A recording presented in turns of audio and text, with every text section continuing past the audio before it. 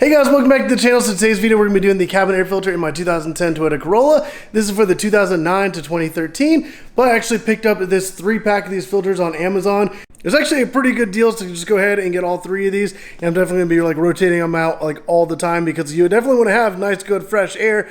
But there's going to be a link in the description down below so you guys can pick this up on Amazon, have it in your house super quick, super easy, and like I said, they're a really good deal. But let's go ahead and get started. All right, for the cabin air filter, we're going to go ahead and go into the passenger side, and we're going to go ahead and open the glove box right here.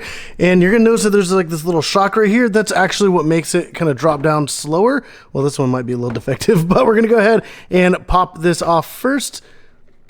There we go, and they're just going to let it hang there, and then we're going to push on each side of the glove box, and that's actually going to pop it out on either side.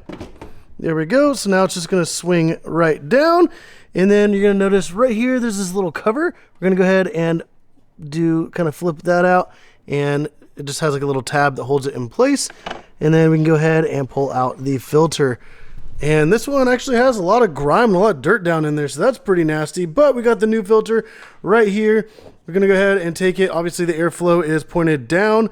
And on this one, the text is right side up. So let's go ahead, slide this here into place. And then we're going to go ahead, take the little cover, hook it back in on the left side, and then swing it right into place where it snaps. And then we're going to go ahead and flip the glove box back up into place. We're going to hook that little shock back onto here. There we go. And just like that, we are done. All right, guys, so if this video did help you guys out, definitely put down in the comments down below. Let me know what you guys think about it.